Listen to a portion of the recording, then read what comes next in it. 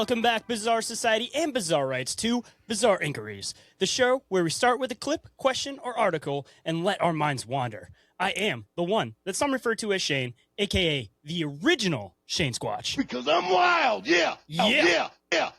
And alongside me, as per usual, I got the big bad Boo Daddy himself, Sir, the United, the Appointed, Orin Felix. Boo-hoo, Daddy. That's a new one. Ooh, yeah. Yeah, I was working on some new ones this weekend. I was trying to go for like a, very old Reagan voice, but also a little bit scary with a little woo at the end. So just for the sake of it, we'll play it again. Boo-hoo, Daddy. Boo-hoo, daddy, boo. I mean, that's like Reagan / Clinton there. Is it? What could be more scary than that? It is pretty damn scary. I figured it'd be a pretty good announcer voice, going into like a wrestling tournament. You got the sleepy old man, and you never know. That might be a sleeper. Yeah, So. I mean, it'll destroy the economy and molest little girls. What could be scarier than that? Probably Chris Bonet, maybe. But anyways, starting to move into the show at least. Before we get into anything too serious, I have something that I dare say I call a pre-clip. Take the context as whatever you want on that one. Something we talk about on all the time on the show is this whole concept of ball lightning. And we always talk about like, oh, you know how cool it'd be if somebody actually caught one of those on a security camera? Well, I was scrolling around on Facebook last night and around Instagram last night, and I ironically came across that. So without further ado, I guess we can actually check out some real ball lightning. But first, let me make sure the sound is up because I remember that was an issue last time. There we go. All right. Can you see it, sir? I think so. Yep, there it is.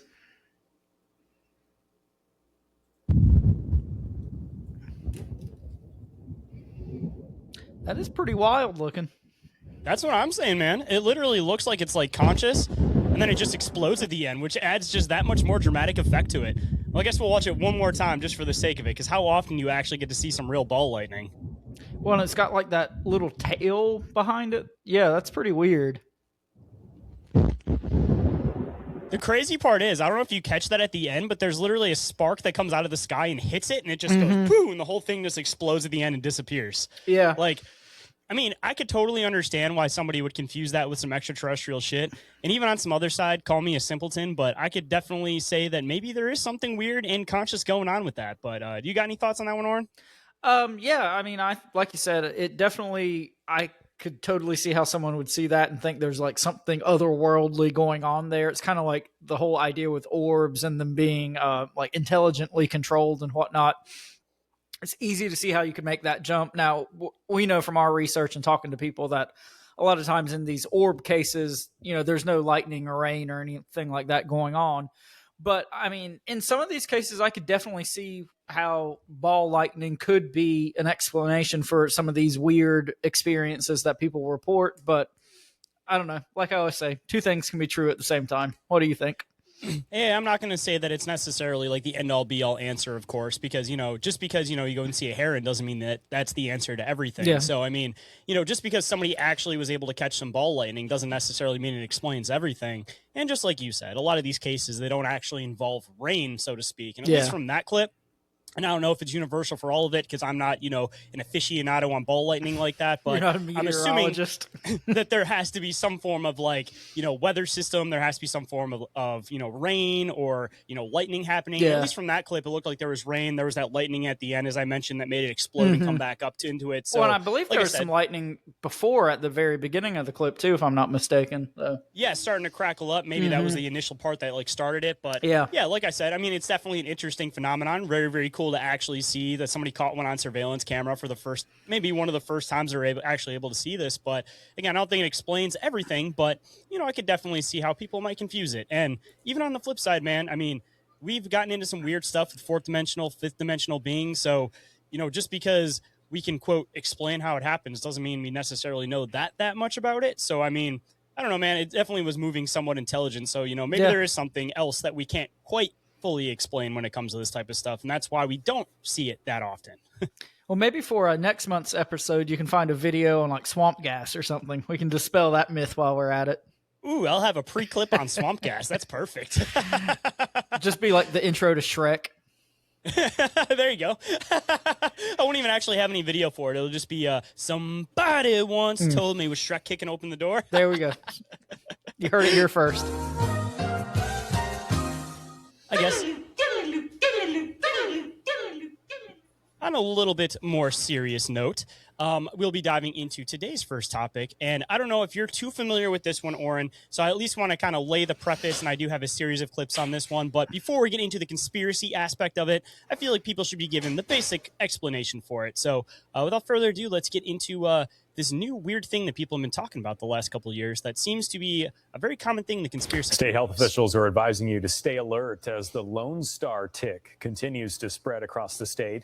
The aggressive tick species has become more common in wooded and grassy areas and can carry certain illnesses. Doctors are also concerned about alpha-gal syndrome. That's a rare allergy linked to red meat that can develop after a tick bite. Health officials recommend using insect repellent, wearing long clothing outdoors, and checking for ticks after spending some time outside.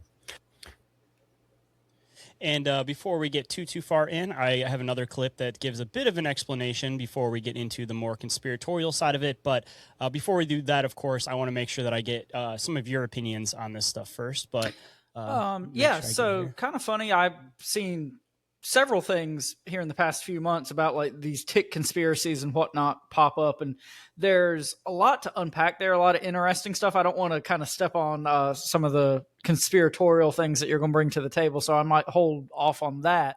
But whatever allergy this guy was talking about that like you develop to red meat after a tick bite, like a guy I used to work with like had that thing. Like he got bit by a tick and then got That's whatever. horrifying. Yeah, got whatever that thing was, and like he couldn't eat like pork or beef or like even chicken. I think like for a while fucked him up. He could only eat like seafood, and then like it got progressively better over the course of like 3 or 4 years. But when I worked with him like a year ago, like he still had it. And like if he ate meat, it would like make him really sick. So, I mean, that part I know is like a real thing and not a conspiratorial thing. Well, I mean, even on the flip side of that, I mean, they say that it's like an extended thing where you'll end up getting sick from eating red meat. But you see this thing with vegetarians anyways, that if you go extremely long periods without eating red meat, it ends up starting to make you sick anyways. So it's like a catch-22 that you're not able to eat it.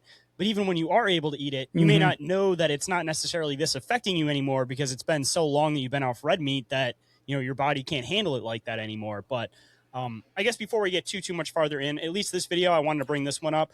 This gets into a bit of an explanation on how exactly that works with the whole red meat thing. So I'm really glad that you brought that up, by the way. A bite from a Lone Star tick activates an allergy to the carbohydrate alpha-gal and causes the body to overproduce immunoglobulin E antibodies. Alpha-gal is found in the cell membranes of most mammals and is abundant in pork, mutton, and beef.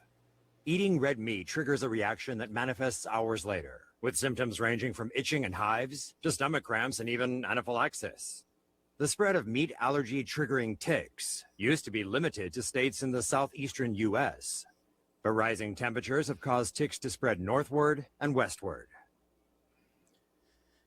So before we get into the more conspiratorial aspect of this, any comments or anything like that on that last clip? No, that's basically just more of the same for what we were talking about before, as far as I'm concerned.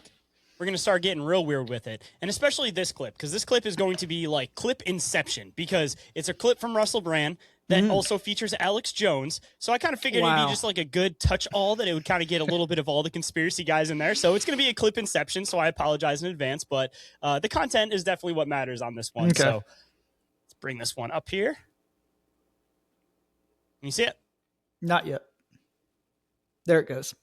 I'm out here mushroom hunting and I found the tick box. I'm not going to touch it because there's ticks all over that thing. Millions of them. You can see the tick. Ugh, that's disgusting. The only thing that could make it worse if you were to discover that at some point Bill Gates funded research into genetically engineered cattle ticks. Now 450,000 Americans have red meat allergies from alpha-gal syndrome caused by tick bites. That's the only thing that could make it more disturbing. There it is, the tick that causes the red meat allergy. And it's the exact one Bill Gates has been studying for over a decade and releasing into the wild, just like he's on record in Texas, in Florida, Mississippi, Louisiana, and other states, and in Brazil and a bunch of other places, releasing hundreds of millions of mosquitoes that are GMO modified to deliver vaccines for malaria and other things, and then all it does is make you get ultra sick. I wish we lived in a world where you could dismiss as implausible a story like that, but you simply can't. I'm out here. And I guess before we get too much further into the conspiratorial aspect, I got one more clip that talking about the conspiratorial aspect of it, and then we can hop in talking about this and our opinions. Did it pop up yet? It looks like it's working on it. Give it another attempt. All right, pop up. Nope. Nope. There we go. Genetically engineered. Bill Gates funded research into genetically engineered cattle ticks. Now, 450,000 Americans have red meat allergies from alpha-gal syndrome. That's a real thing. Alpha-gal syndrome caused by tick bites. Did Bill Gates do this? Look, ask Rock. Did he fund research into genetically engineered cattle ticks? Did he do that? There it is. You can tell the tick that has this because it has the one spot on its back. No kidding. Yeah. So what happened? His bio mosquitoes didn't work out? Remind me how meat hurts the planet again. Is it by making people physically stronger than Bill Gates? I just want to leave that one in for that last comment there. But getting into the more conspiratorial aspect of this one, what are your initial thoughts on this one? So I've got a lot of thoughts about this one. I wanted to see how deep we were going to get. So we're going to get real weird with this one because I got some other examples too. So I pulled up some notes that I've been working on for a while. So I know you've heard my story several times. I'm sure a lot of our listeners have, about how I grew up across the creek from a military base, and then kind of this weird stuff happened, and my dad just died suddenly, very mysteriously. My mom died of cancer. So a lot of weird stuff apart from maybe government-based portal conspiratorial type stuff that went on in this area. There's a big, huge toxic water lawsuit going on with this area where I grew up. But anyway, in some of my research, I came across something called Project MK Naomi. And I can't remember, Shayn, if I've talked about this on the show, but already off to a good start with the beginning of being MK. So yeah. So this is a code name for a joint Department of Defense / CIA research program that allegedly ran from the 50s through the 70s. And we know how all that shit goes. They just keep these programs going and just change the name. And then it's, this new program. But anyway, unclassified information about this program was related to the Special Operations Division of the Department of Defense. And it's generally reported that this is some sort of successor to MK Ultra. But what's interesting about it is part of this program focused on, quote, biological projects, including biological warfare agents, specifically to store materials that could either incapacitate or kill a test subject, and to develop devices for the diffusion of such materials. Well, ticks is supposedly one of the things that they use to, test and disseminate these illnesses and diseases and whatnot. And one of the ones that they specifically talk about is Lyme disease. And when I was a kid, I was probably 6 or 7. My mom got bit by a tick and got this horrible case of Lyme disease, almost died. It was a whole thing. But anyway, so all this happened, in this, granted, we lived in the woods. So, there were just ticks and stuff anyway. But it's funny to me that, we lived across the river from this base where, there's this toxic water suit going on right now and all this other weird stuff. And then there's this government program that we knew was weaponizing ticks, and Lyme disease is specifically one of the things that is linked to it. And then, my mom almost died of Lyme disease when I was a kid. So going pretty deep in this one, but when you started with the tick conspiracy, I had a lot to cook on this one. So. Well, talk about multiple paths that we could go with this one, because you got the whole aspect of pushing people away from the woods. You have the whole aspect of pushing people away from red meat and into genetically modified meat, which gets into the weird stuff with Bill Gates, as far as, he's been one of the people that's trying to be fund Beyond Meat and all these fake insect meats, all these different types of synthetic meats. And he also has been known to do some of these pushes before, because I was trying to find another clip on it.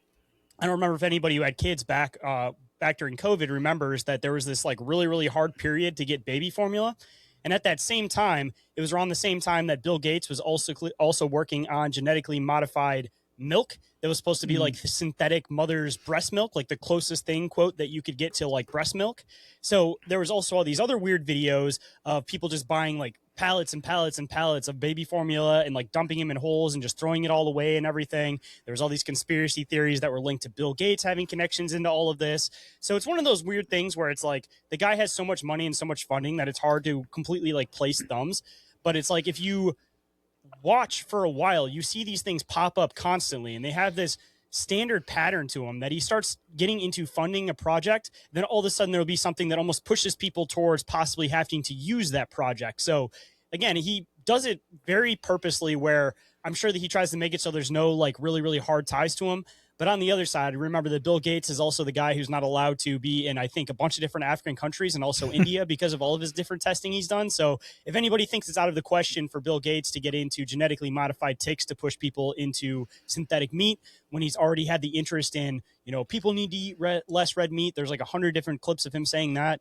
Like there's just, again, so many different avenues you can go down with this one. But everybody always ends up pointing at Bill Gates because it's like, he just has so many different connections into this stuff, and it just kind of like logically makes sense if you start following the patterns. Yeah, I mean, Bill Gates makes himself an easy target, not just with, you know, this specific situation, but with a lot of things. Like he can be tied to like the Maui fires and, you know, the 15-minute cities and all that sort of thing. Constantly talking about overpopulation, which I do have a clip from like 8 years ago that we're going to use on a future episode, because I didn't want to overload this one too much. But like, this has been something he constantly is always talking about, this really like, oh, I'm trying to do good, but it's this really like, it gives you this icky feeling because it sounds really bad as he's trying to explain it. It's like a Bond villain scheme or something. Yeah, he just like posts it on all of his pages too. Like the clip that I got about him talking about like overpopulation is literally on his page, and he's just like, what are we supposed to do when we start making it so health is so good that the population becomes too big? Well, the question is, we need to start working on healthcare because the population starts going down as people start feeling better. So the only way to help with overpopulation is to try to give people's health as good as possible. Like, yeah, okay, Bill Gates, we all trust you with any type of like health connection to anything, man. Yeah, I mean, kind of like I was saying, I think he makes himself an easy target, and rightfully so. I mean, he deserves all the shit we're giving him. But this whole tick conspiracy thing, I think there's a lot to unpack, even apart from the whole Bill Gates angle of it. I mean, I didn't even. It seems know... like the majority of the internet's debunking right now, unfortunately. Like, not to cut you off or anything, but just trying to do research for recent shows, it seems like there was a lot of conspiracy information on the internet, and now it just seems like a lot of stuff is being like scrubbed and debunked as fast as possible to try to control the narrative. So just something weird I've noticed in the background, by the way. Yeah, and like the whole Project MK Naomi thing, like I heard it just briefly mentioned on a podcast years ago, like in connection to the whole Lyme disease thing, and that's why, you know, it kind of sparked me. And like there's no information out there about it. Like I have combed the internet and there's like nothing there. Like the snippet I read you is like pretty much all I can find, and you know, other than that, it's like people speculating and talking about it. And you know, same with the breast milk thing, by the way. Like just I found like half a jumps. clip on YouTube, and it wasn't even enough to like really get the point across that I could really use. But most of the internet's been scrubbed as far as that like baby formula shortage and the connection with Bill Gates also doing like the synthetic breast milk at the same time. Yeah, so I mean, long story short, I think there's definitely something to this whole thing. I think there's a lot of different angles to it, and I think this sort of thing has been going on for a really long time, before Bill Gates even got involved with it, in my opinion. See, I think this is one of those really, really weird ones where it seems like with a lot of conspiracies that were happening recently, they kind of just let out like as much information as possible so that it almost becomes like a blur and nobody really knows what to follow. But it seems like this whole like Lone Star tick thing, even on like YouTube, looking across like different articles and everything, it seems like this is a really weird one that they're really trying to like keep on top of the narrative, where it's like anything that I found anybody talking about Bill Gates, it's like there's like 20 different people you can tell are definitely bots that start throwing out all this stuff like, oh, it couldn't possibly be Bill Gates because of this, because of this, because of this. Like this one just seems really, really weird in the aspect of like, they're not just letting it get into like obscurity.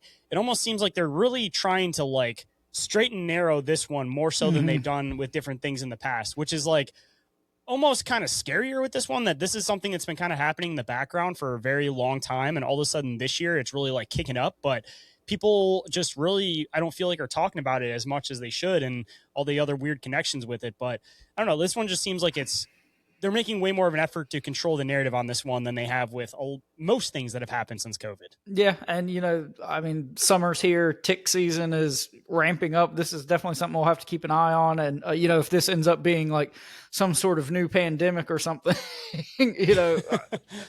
we kind of got in on the ground floor of it, I guess. But well, I mean, that would have been a weird pandemic that just nobody can eat red meats. The pandemic would be that it put the beef industry out of business, unfortunately, and that the EU would finally win. So I mean, more like a dystopian future than anything. We need to help big beef.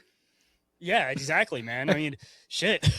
Got to get rid of these damn ticks. They're trying to scare people away from the woods. They're trying to scare people away from doing things for themselves. Like you said, this one's multifaceted, because even beyond the whole Bill Gates connection in this one, I mean, there's been this constant push to push people away from fending for themselves, being out in the country, and to push towards these cities so that they can basically be taken care of by big daddy government. So even on the other flip side, I mean, if Bill Gates is only a partial investor, there's, government connections into this type of stuff. I mean, it seems like it's been one of those things for a very long time that you hear, oh, don't go in the tall grass, don't go out in the woods too far because you'll get a bunch of ticks on you. Like, it almost kind of seems like it's kind of been this like intentional push to kind of scare people away from the woods just one more way. And it keeps them away from Sasquatches too. Yeah, exactly. Can you imagine how many ticks are on a Sasquatch? Holy shit. They can't eat no type of red meat. Yo, what the hell would a Sasquatch do if it got infected with this, by the way? Because it seems like Sasquatch eat some deer out there. So if they're not able to eat that red meat, like, what are they even going to do? And even on the other side of that, I mean, are they close enough to us genetically that they would even be affected by it? Because, they say they have like the half female DNA, and then the other side, they don't know what animal it came from or what kind of creature it came from. So, like, would this thing be affected by something like that? And if it did, I mean, talk about a good way to get rid of part of the Bigfoot population, which goes into a whole other conspiracy. Yeah, maybe this is how we're finally going to find that elusive Bigfoot corpse. Yeah, they're going to get rid of every single one of them and clear them all out before anybody even gets the opportunity to do anything about it. And then next thing you know, in the next couple of years, they'll start selling housing developments on all these national parks. Like, oh yeah, it's never been a problem whatsoever. Like, everything's all good out here. Nothing to see here. All of a sudden, missing 411 disappears. Nothing to see here. Nothing to see here. And speaking of nothing to see here, just to wrap this one up, I do have one more clip for anybody that may have forgot that Bill Gates did have a bunch of investment into mosquitoes. I'm Scott O'Neill here in Medellin, Colombia today. I apologize for the background music. Mosquito factory for the World Mosquito Program. We're making in here 30 million mosquitoes a week. Come and have a look. We're doing it for a very serious reason. Cities like Medellin have suffered from diseases like dengue, Zika, chikungunya for decades, but not anymore. We've been able to bring the solution of Wolbachia mosquitoes to this city. When this bacteria called Wolbachia gets introduced into the mosquito, it stops their ability to transmit dengue. We release mosquitoes that have Wolbachia, and then they go and mate, and Wolbachia gets passed into the wild mosquito population. If we're going to control these diseases in all the tropical cities of the world, it's going to require a lot of mosquitoes. And by the way, let me also add in that Bill Gates was also the guy who released a bunch of genetically modified mosquitoes during a TED Talk, just because he said, why not everybody get to experience these genetically modified mosquitoes? And I believe that these were the exact ones that he was referring to. So yeah, that's like the most Jurassic Park bullshit I've ever seen. Like, what could possibly go wrong with this? What could possibly go wrong with the genetically modified mosquitoes? Anybody ever seen like Black Mirror, where, maybe you could find a way to potentially hack these things and essentially use them as a weapon? I mean, definitely seems like it could be possible. They're nanobots. They did stop making as much Blackbeard because it caught up with reality. We've run out of conspiracy theories now. Exactly. They're all conspiracy facts.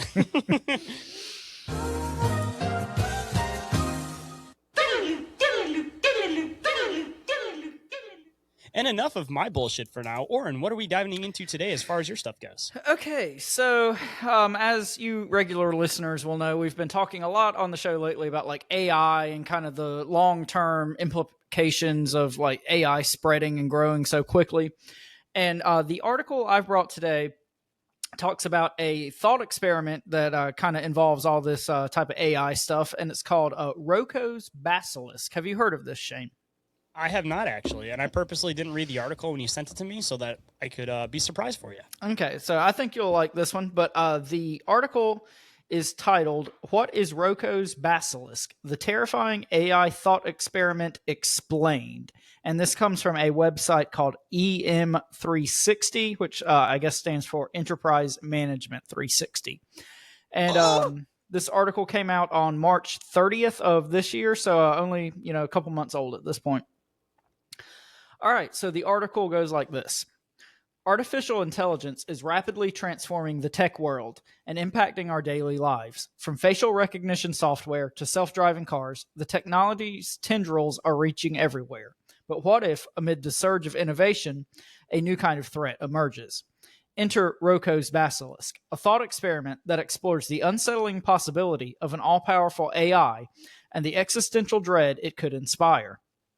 This article tells you everything you need to know about Roko's Basilisk, including what it is, what it means, and whether its findings could become reality one day. And Shane, you can just jump in whenever you want to, but this first section says, what is Roko's Basilisk? Roko's Basilisk is a thought experiment that explores a potentially dystopian future where an artificial superintelligence might be motivated to create a virtual reality simulation.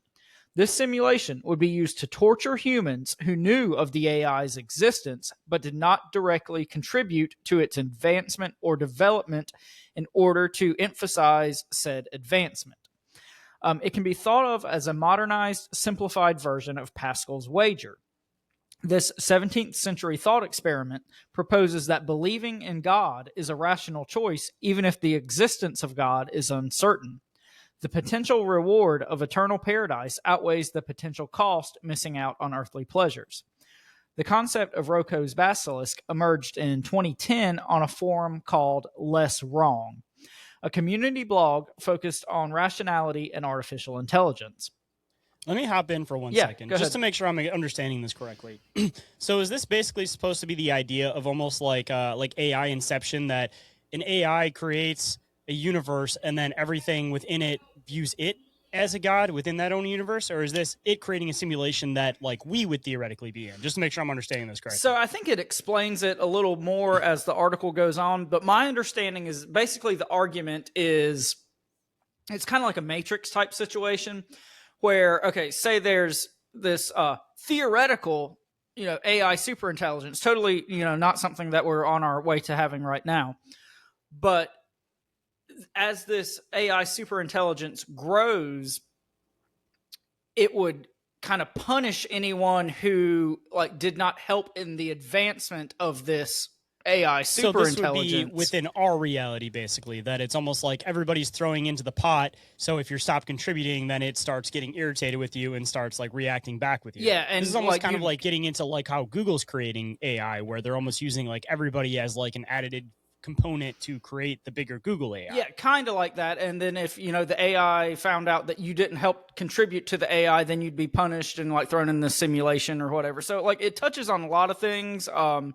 But I think that's basically the general idea. If this AI superintelligence advanced to this certain level, theoretically, it could punish any human beings who either, fought against or did not actively help this AI intelligence coming to fruition. This is why you don't get the Elon Musk chip, is for that exact reason. Because any type of bio, just for lack of a better term, any type of cyborg type technology that you could actually get interfaced into your body, you always run the possibility of somebody being able to hack it or something being able to hack it. So just off of that simple aspect, that if AI was able to get to this intelligent point, that essentially it could just shut you off. It could turn things off. It can make your body not react properly. Anything that would have an internet connection or be able to get into some type of an electric connection would be able to interface with your body. So it's just don't even open that gate. It's like a Pandora's box that if you don't give them the power in the first place, then they can't really hold anything over you. But if you give them a way to connect into you, then they have that power over you. Well, not to derail us too much, because there's quite a bit more to the article, but a lot of people use those kind of arguments as far as like Mark of the Beast type stuff, and could this be a sign of the end times? And the real Mark of the Beast is going to be this merging of man and machine, and the whole like empires of clay and empires of iron, and all those kind of biblical prophecies. This could be like a modern day interpretation of those kind of ideas. I mean, I could definitely see it that way too. Yeah, again, not to totally sidetrack and everything. I was just wanting to be able to make sure I was understanding this correctly. That it's almost kind of like for lack of a better term, essentially like a Matrix reality. Yeah, exactly. Because the bots are in charge of the humans, and then they're all basically in pods being used by the AI itself. Yeah, and being punished for not helping the advancement of the AI. But like I said, I think we're going to unpack this a little bit more as we go through the article. This actually kind of gets weirdly into some like Gnostic beliefs, but maybe that'll be a future episode that I'm working on behind the scenes for you guys. So just a little teaser there. All right. So jumping back in, the article says, the blog was founded in 2009 by artificial intelligence researcher Eliezer Yudkowsky, I think is how it would be pronounced. Yudkowsky was already a prominent figure in the field of friendly AI, who introduced who introduced the concepts of coherent exploitation, volation, and timeless dissension theory in his work at the Machine Intelligence Research Institute. A user named Roko, spelled R-O-K-O, first presented the thought experiment in a blog post titled, quote, "Solutions to the Altruist's Burden, the Quantum Billionaire Trick."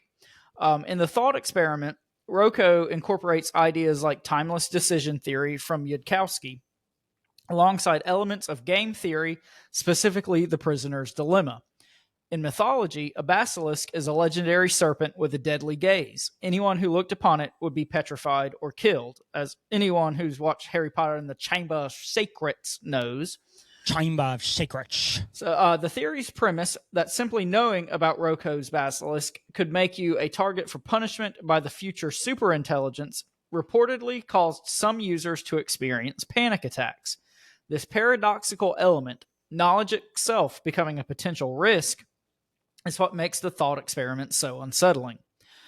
Though this kind of gets into some like Gnostic and like occult type beliefs, as far as like it's kind of like mixed into a bunch of different beliefs, but essentially like the idea about like once you become aware of the reality that you're living in, that the reality fights back to be able to put you back into that place that you're supposed to be in reality. Like this kind of gets into some like Gnostic viewpoints with like the archons, for example.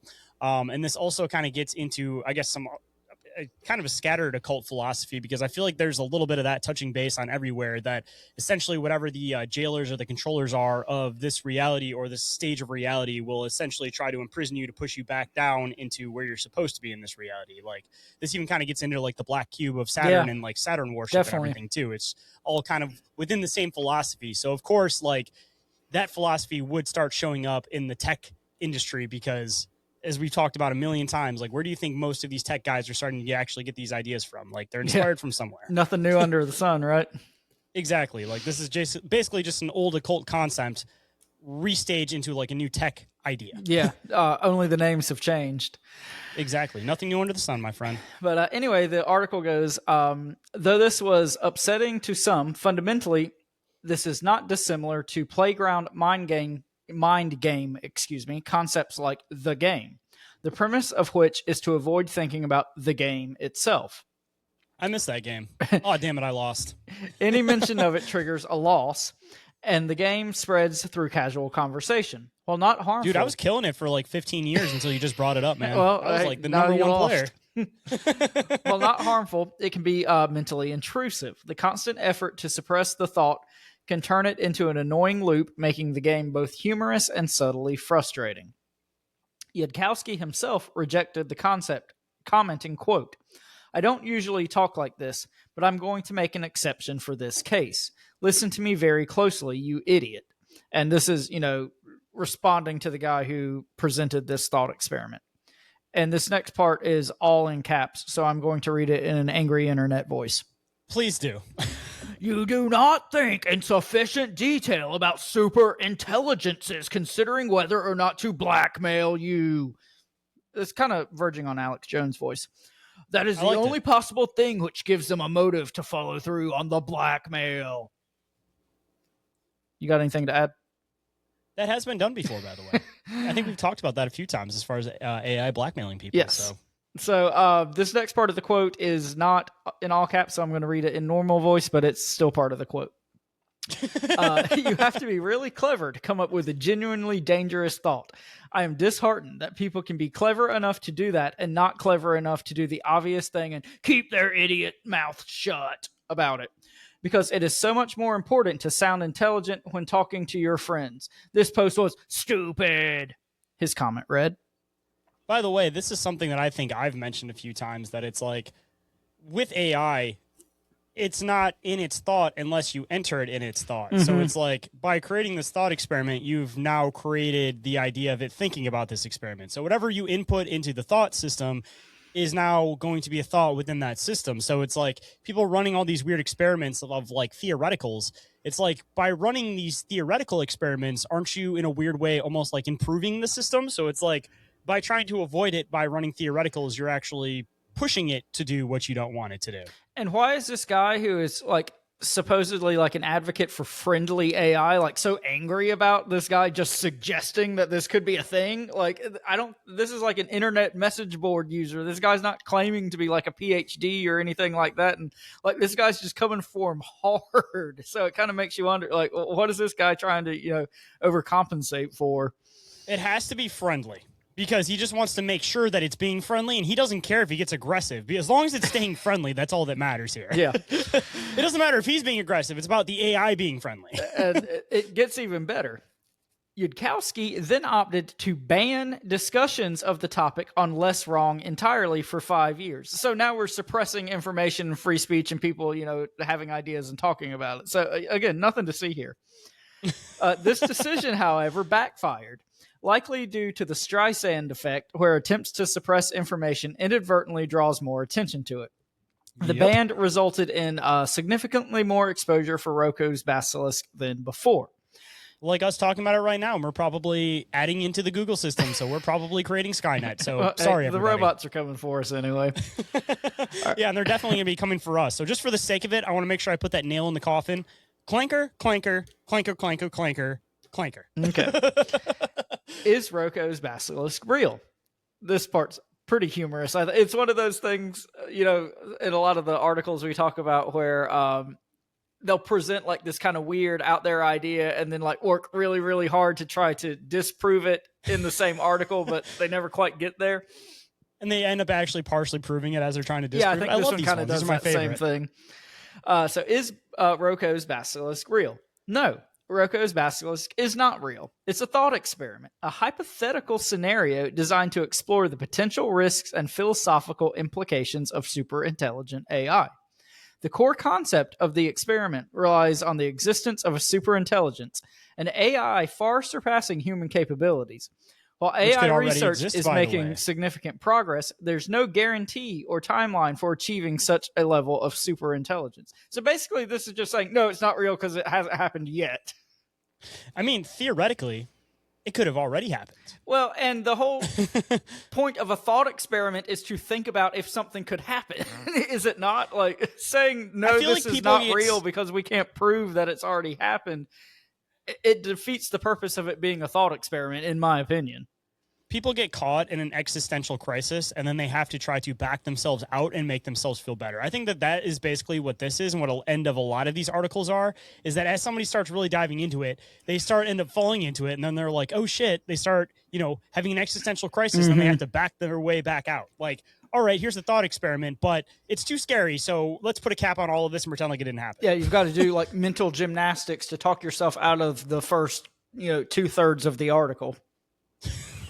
So closing this one out, the concept of punishing those who didn't contribute to its creation presents a logical paradox. How could an AI punish someone before it even exists? I don't think that's even what the thought experiment is saying. Interestingly, the originator of Roko's Basilisk later expressed regret about introducing the concept. He even blamed the Less Wrong forum for planting the idea that led to the basilisk in his mind. This highlights the potential of psychological impact of such thought experiments. So, while Roko's Basilisk may not be a real threat, yet, my emphasis added there. It serves as a reminder to approach AI development with caution and foresight. It also underscores the importance of responsible exploration of complex ideas, even within thought experiments. So basically what that's saying there at the end is don't think about things too much because it could be dangerous.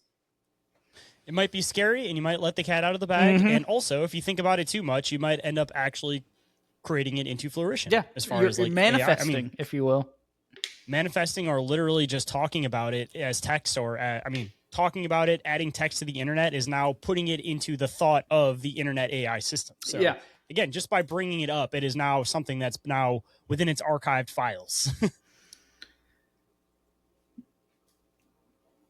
Oh, can you hear me? Everything went quiet? Oh, yep.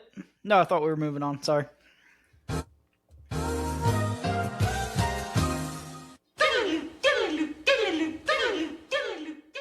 So hopping into the next thing here, I'm sure everybody has heard about the new Disclosure Day movie coming out. So we'll get into a bit more context, but I figured that one of the best ways to start off this conversation would be to watch the final release trailer for it, because it has some very interesting details. And Orin, right off the bat, once we watch this, I want to get your ideas on a lot of the keynotes of the weird things that I saw here that I'm sure you'll also want to comment. Okay.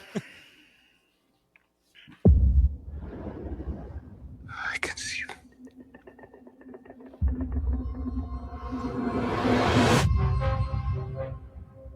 I am much more inclined now than I was when I made Close Encounters to really believe that we're not the only intelligent civilization in the universe.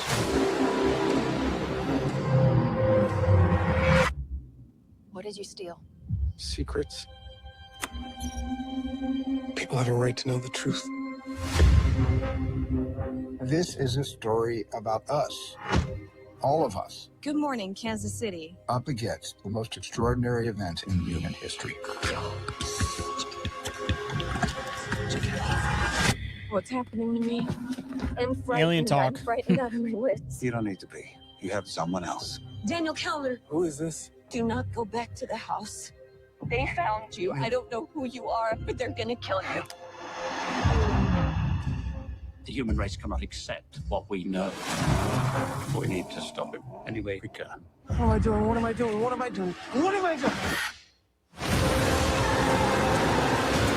This 79-year cover-up of the truth has to end.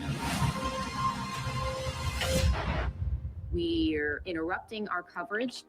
How will disclosure change us? I believe for the better. It will remind us of our capacity for empathy, and that there is something bigger out there than just ourselves. That was Steven Spielberg talking, by the way. The only way to know your purpose is to go back to where it all began. I know you. Now this is where it gets real weird. Watch this part. I know you do. What happened to us? I used to say to myself, wouldn't it be wonderful if all of this turned out to be true? I'm now thinking, wouldn't it be wonderful for people to know they're coming? All of this is true.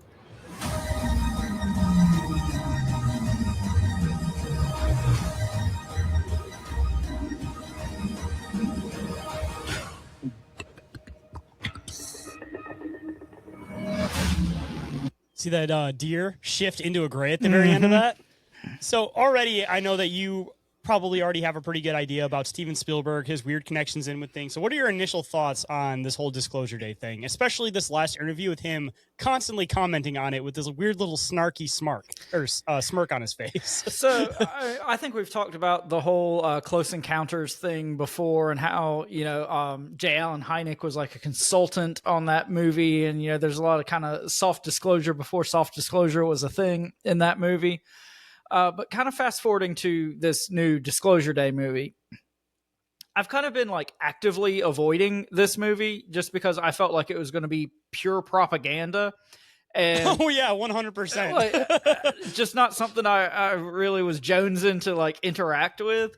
I mean, I've seen like some of the trailers, nothing as in depth as this one. Like I said, I've kind of been actively avoiding it, but this is kind of like my opinion on the whole disclosure topic anyway. Like, so we're going to trust the government now? Like, anything that they say in this movie, we're not supposed to take as like purposeful misdirection at best. Like, I mean, I love a lot of Steven Spielberg's movies, like everybody does, but I don't know if I even like fault him for making this movie. I mean, he's like a 70 whatever year old dude at this point, but this whole project just reeks of propaganda to me, and it could end up being a very good movie, but I mean, this might be one of the most blatantly motive message driven movies that I've seen in a long while.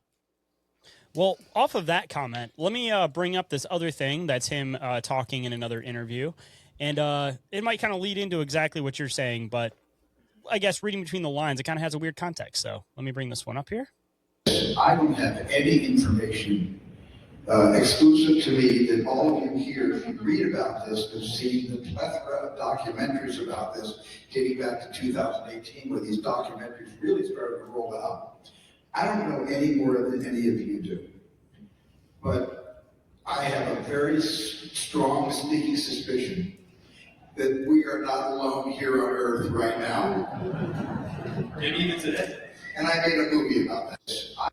So, by the way, this was his reaction to the whole thing about Obama recently going on the podcast and talking about aliens and everything. So this was his response back to that. But again, looking at it in the right context, talking about the whole idea of disclosure in general, him saying, I don't have any more information than what is already out there. This is kind of the weird thing that we've been talking about, that I think that all the information that they might potentially have for the most part is out there. And it's just a matter of knowing like what is the correct information. And it seems like Steven Spielberg is one of those people that he just kind of has this like almost like intentional way that he answers things, where he's like, I don't know any more information than any of you know out there necessarily. Like the way that he like words that and the way that he says it, it almost kind of makes it sound like he knows information, but he doesn't know any more than anybody else, but he knows which information is the real information, so to speak. But diving into a lot of like the movies and everything that he talks about, all of like the soft disclosure that he's worked on through the years and everything, like it just kind of seems like he might be in the know, but it might be one of those things that when you're in the know, it's like, oh, so what they've been talking about for the past 20 years is totally true. And that might be what all the in the know is. Yeah, like we said, this goes back to like the 70s when he made Close Encounters, which there's a lot to unpack with that. I mean, I think it might be a fun idea if we just like unpacked that movie on an episode at some point, because I think a lot of people say that's like one of the most like realistic, extraterrestrial movies ever made. Yeah, and that's, you know, a common thread that you hear a lot. And even with this one, I mean, look at how people are going to look at this in 20 years and say, like, this is the most accurate one ever made. Like, he's just, why is he so on point with all that stuff? You know what I mean? Unless he has some sort of information. And, you know, we've talked several times about how, you know, Hollywood is basically a glorified propaganda machine in a lot of ways. So this is just par for that course. But I think this movie in particular, like I said, it really doesn't sit well with me. I'm sure I'll watch it at some point when it comes out just to see what it's all about. But I don't want to give him my money, but I'll watch it at home just because I'm curious what the propaganda being spun is. Like I've said several times on the show, you know, like aliens and UFOs are kind of my big gateway into all of this. You know, that was what I was like obsessed with for a long time. The whole disclosure thing like really soured me to the whole alien, UFO, extraterrestrial conversation. And this movie is just like throwing more dirt on that grave as far as I'm concerned. Like when I first saw just a teaser trailer for this, I just like groaned. I was like, oh my God, they're really doing this. Do you think they're trying to turn it into like a fictitious joke, like I'm always saying with a lot of this stuff? Or do you think that they're actually trying to control a narrative? Because at a certain point, this could be looked at both ways. Because now anybody that says Disclosure Day, what's the first thing you're going to think about? Or just says disclosure. You're going to look up disclosure on Google, and this is going to be the first thing that pops up going forward now. So it's another one of those even controlling the information where people look things up, because now you look up any word and the first thing that pops up is always going to be pop culture before like government documents on disclosure, for example. Well, and I think just the fact that it's called Disclosure Day tells you a lot. Like if this was random Steven Spielberg alien movie, that's one thing, but like they're clearly trying to get a motive and a message across just in the title of the movie. Like I don't even care what the movie's about at that point. Like it's clearly motivated to get some sort of message across, and like to think that this is just a pure artistic endeavor at that point, like I just can't get behind that. You know, like this is going to be pure propaganda one way or the other. I mean, just to throw in the whole idea of propaganda, have you seen the movie Paul by before? The movie what? The movie Paul. Oh, that's like Seth Rogen or something like that. Yeah, with the little where he plays like the gray alien, where he's like running away from like the U.S. government and stuff. No, I haven't seen it, but yeah, kind of vaguely familiar with the setup. Well, you haven't seen it, but I do have an Easter egg from that movie that also involves Steven Spielberg, which I find absolutely hilarious. So I'm going to bring it up so that people can also think that maybe this is possibly some form of disclosure as far as Steven Spielberg goes. Now, what if they have some kind of special power? You know, something messianic. Okay, Steven, how about cellular revivification? Yeah, I don't know what that is. Oh, restoration of damaged tissue through telepathic manipulation of intrinsic field memory. What's that mean? It means healing, Mr. Spielberg. Yeah, right, healing. Yeah, like by touch or something like that. Like maybe his finger lights up the end when he reaches out and touches. Maybe, you know, sometimes I find less is more. Hey, trust me. So if anybody didn't catch the context of that, the whole idea of the movie Paul was that there was, you know, the Roswell crash. Paul's been hanging out ever since Roswell. And basically what he was used for a while is he'd hang out with the U.S. government, and he would also help with, you know, Steven Spielberg giving him a call, and he'd help with alien movies, disclosure, and all that kind of stuff. So just a funny Easter egg / context that, I don't know, maybe there is some fossil validity to it, and that's why they hide such things in like Hollywood movies that are unrelated to Steven Spielberg, but also seem like they could weirdly be close. Yeah, that might be more accurate than anything we're going to see in Disclosure Day. Ain't that the truth? So, I'm sure that we will probably have some more thoughts as far as this one goes once the movie actually comes out, because I'm sure that the internet is going to be a mess with people throwing different conspiracies and everything on this one as soon as the actual movie comes out. So I'm sure we'll probably end up touching base on this again once the movie actually comes out, just for the sake of just knowing at least, you know, what he's actually trying to disclose or supposedly say out there. But as far as this one goes, do you have any more closing thoughts or anything on this one, ma'am? No, I think I've ranted enough about this one. I'm good. Well, fair enough. Well, with that one, I guess we will move on to our listener clip here, since we're already on the aspect of speaking about AI.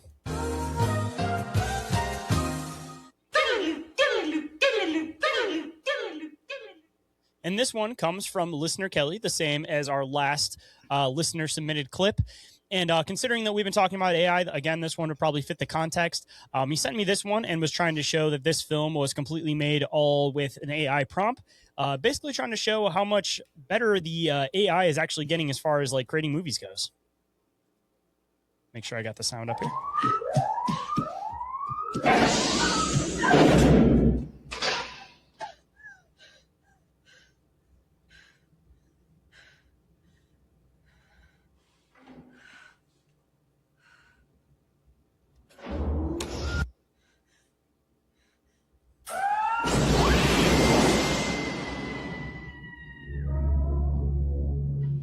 After the gruesome space murders City of Killer co-eds 6, and Tits on beautiful Molly Mars. Milkers, things are finally looking up for the girls of Delta Delta D. The girls are going to Mars. But why send a bunch of co-eds with huge racks to Mars?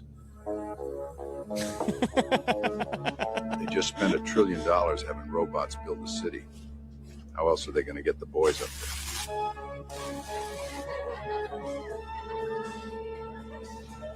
If there was a titty killer, why would he be on Mars? That doesn't make any sense. I think we're safe.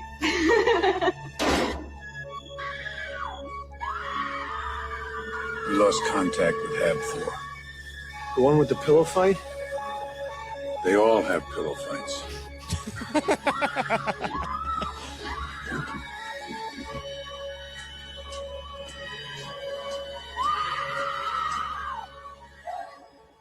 We lost 12 girls on Mars last year.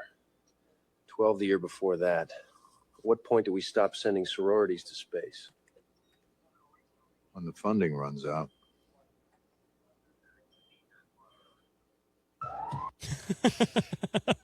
So any thoughts on this one, man? I would way rather watch this movie than Disclosure Day.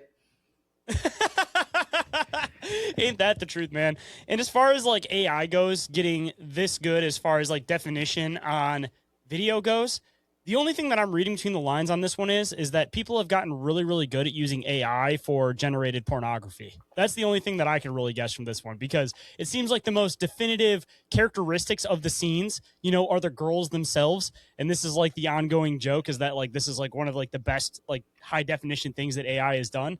Probably, again, because it's been prompted so many ridiculous times for, you know, big titty bitches, you know, naked women, all that kind of stuff. And everybody knows that you can break AI to get it to do that. So, you know, I'm sure that the majority of these people that are creating these videos are probably using the broken AIs and are probably more than able to create whatever type of pornography you could possibly imagine, including sorority bitches getting killed in space.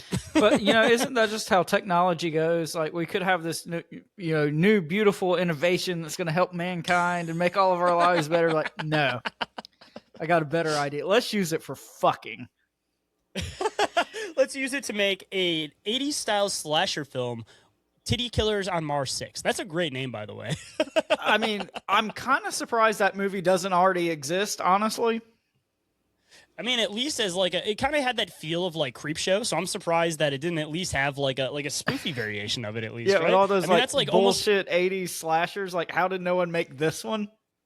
Dude, there's like a whole entire like market for people that are into B-class horror films. I mean, that's where you get stuff like Cocaine Bear. Like, why has this not been made? I'm sure that you probably make a lot more off of this one than you would off of 90% of the garbage that's coming into theaters nowadays. Not to mention, you could probably make 6 of these like that, and people would still be interested, unlike, you know, them making constant sequels of movies that people don't even want to see in the first place. You know, this proves that the AI is getting too sentient, that the fucking robots thought of this movie idea before, like, a bunch of horny, drunk, high dudes did. Like, how does that happen? Proves Dude, right talk there about a we're on our scary way to Skynet. I was say, talk about the scary concept. We're talking about Robo Basilisk. Talk about a perfect way to be able to trap somebody in like a euphoric reality, other than to create a bunch of women like that all around you. People wouldn't even want to intentionally escape. They'll be like, "Hey, man, I'll feed you whatever you want. Yeah. Suck all of my life essence out and put me in a tube, man. It's all good." I'd be happy for the opportunity to do it. Well, with that one, man, do you have any closing thoughts on anything of all of the craziness that we ended up covering today? No, I think I'm good on this one. You know, we've talked about some fun things. We've talked about some conspiratorial things. We've talked about some things that really irritate me. So, I mean, it's been a full day today. Do you have any closing thoughts for this one? Just a big thank you to Kelly for submitting that listener clip, because I didn't expect it to be as good as it was. So thank you again for that one. And thanks for the last one that you sent us. And I'm definitely looking forward to hopefully ones you'll be sending us in the future. All right, guys. As always, thank y'all for joining us tonight. Our next episode of Bizarre Inquiries will be Monday, July the 6th. So right after your July 4th holiday, you can, nurse your hangover and come and hang out with us. We won't scream too loud, we promise. I mean, if we talk about Disclosure Day, I might. I'm not making any promises. That's true. If it's Disclosure Day, yeah, then maybe just avoid the show if you're hungover. Yeah, but if anybody's interested in getting up with us for any reason whatsoever, Shane, tell them how they can do that. Depending on which show you guys are getting hold of us through, you guys can either email me at bizarreencounters@outlook.com or inquiriesofourrealitypodcast@outlook.com. Or you guys can also get a hold of us through social media. Instagram and Facebook are the two that we are the most active on. You guys can also get a hold of us through submission forms, which are available up at the top of the link tree. And the last way you guys can get a hold of us is through our hotline. And you guys can call or text that 24/7. And that number is 313-364-1551. And if you guys are interested in supporting the show and all the hard work that goes on behind the scenes, Shane, how can they do that? First and foremost, you guys can go and check out the Patreon with just one tier available over there with full access to everything that we got going on. Just $2.50 a month, not too bad. Cheaper than a bag of chips or a can of pop. And there's a 7-day free trial available. So if you guys like it, hopefully you guys will end up sticking around. And you guys can also check out the Bizarre Reality Media merch store with t-shirts starting at the absurdly low and bizarrely specific price of just $15.68 plus shipping. Oh boy. Oh boy. And I know times are tough out there, but if you guys would like to support the show in some other ways, you guys can always leave a review anywhere that you guys happen to listen to us. And Orin, what is the general rule for that? 1 and 5 stars only. And with 5 stars, you guys will probably get our love and appreciation. And with 1 star, you guys will probably grab his dick and twist it. You guys will get the grab his dick and twisted treatment. So we'll probably make fun of you in the process of it, but no matter what, we'll end up having fun with it. So we make sure you guys end up leaving those reviews and rating for us because we would definitely appreciate it. And you guys can also share the show with your friends and family members and anybody you think would like the show, and share it with your enemies that you think would not like the show. We don't give a shit. Just share the show. And if you guys would like to be able to keep up to date on the show, Orin, how can they do that? Follow us on Instagram and Facebook and TikTok and YouTubes and all the internet things. You guys know how the internet works. And you guys can also catch live shows just like this one and video content on the Bizarre Reality Media TikTok, YouTube, and Rumble channels. And as always, everything we've mentioned is in the link tree in the show description. And as always, I have been the one that some refer to as Shane, others refer to as the original Shane Squatch. And alongside me, as per usual, who are you over there, Orin? The big bad boo daddy, Orin Felix. And as usual, we remind you every single show to always, always stay bizarre.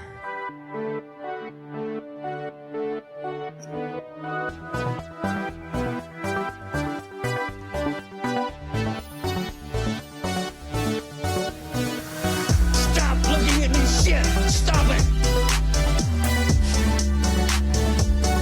Grab his dick and twist it.